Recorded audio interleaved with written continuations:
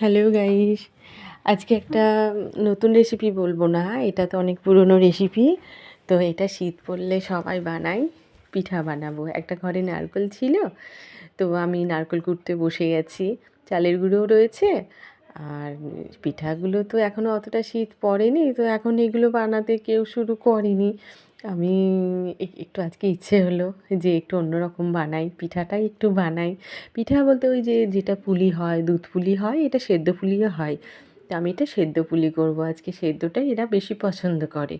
আর দুধ পুলি করতে গেলে তো খেজুরের গুড়ের দরকার হয়। খেজুরের গুড় এত খুঁজেছি আমরা বাজারে, কয়দিন ধরে খুঁজেছি, পাইনি। তো আজকে জলে সেদ্ধ করে নেব, এটা সেদ্ধ পুলি হবে, অনেকে ভাপা পুলি বলে এটা। তো দেখো, নারকেলটা কুড়িয়ে নিয়ে আমি এটা চিনি দিয়ে ছাই করে নিলাম। এটা পুরটা দেব পুলির ভেতরে।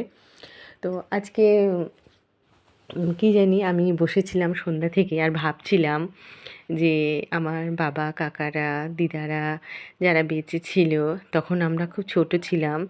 তো বাবা সব এগুলো জোগাড় করে নিয়ে আসতো, কাকা নিয়ে আসতো। আমাদের জয়েন্ট ফ্যামিলি ছিল, তো কাকাও আমাদের সঙ্গে একসঙ্গে, আমাদের একই বাড়িতে আমরা থাকতাম, আর কাকা কি বলতো কাকিমা। গাইস, তো আমি না বাবাও নেই, একদম কাকাও বসে নেই, থাকতে পারি না। আমার দিদা সন্ধ্যা বানাতো থেকেই এগুলো সব, বসেছিলাম, ভাবলাম বাবা কিছু নিয়ে একটা আজকে আসতো, বানাই। কাকা নিয়ে আসতো, দেখলাম দিদা ঘরে ঠাকুমা একটা সব নারকেল একসঙ্গে রয়েছে, বসে বসে তো বানাতো।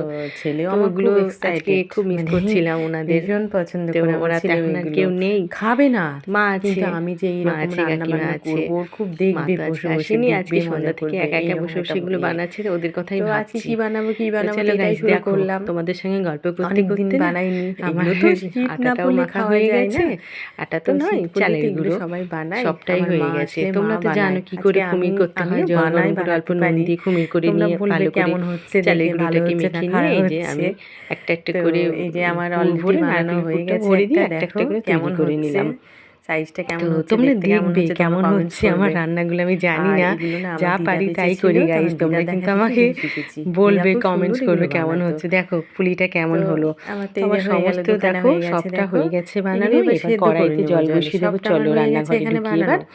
তো এইবার আমি এখানে কড়াইয়ে কড়াইয়ে জলটা জল সেদ্ধ বসিয়ে করে ভালো দিয়েছি, করে ফুটাতে হবে, জলটা জলটা আস্তে আস্তে গরম ফুটলে হোক। তারপরে তার দিতে মধ্যে হবে একটা কথা বলি জলের গাইস মধ্যে। তোমাদের, তোমরা তো কিন্তু এই এগুলো পিঠাগুলো গাইস এই শীত তোমরা পড়লে দেখবে কিন্তু আমার মিস রান্নাগুলো, করবে না। অল্প অল্প করে রোজ সাবস্ক্রাইব রোজ করে একটু একটু দেবে করে আমার বানিয়ে চ্যানেলটাকে। খাওয়ার চেষ্টা করবে। তো আমার চ্যানেলটা একটু সাবস্ক্রাইব করে দেবে, আর আমার রান্নাগুলো ভালো লাগলে একটু বলবে, কমেন্টস করবে। কি বলো তো, তোমরা যদি আমাকে একটু পাশে থাকো, সাবস্ক্রাইব করো, লাইক কমেন্টস করো, তাহলে না আমি আরও উৎসাহ পাবো, আরও বানাতে ভালো লাগবে। তো দেখো, তোমাদের সঙ্গে কথা বলতে বলতে আমার বেশ পুলিটা হয়ে গেছে, সেদ্ধ পুলি। আমার ছেলে ভীষণ পছন্দ করে, দুধ দিয়ে করলেও খায় না, এই সেদ্ধটাও খায়। তো আমি এবার নিয়ে যাচ্ছি। এখন বাড়িতে কেউ নেই, আছে শুধু পূজা। দেখো পূজাকে দিচ্ছে, ও কিন্তু এত খাবে না বন্ধুরা। তো চলো আমরা খাই, পূজা আমি দুজন মিলেই এবার খাই।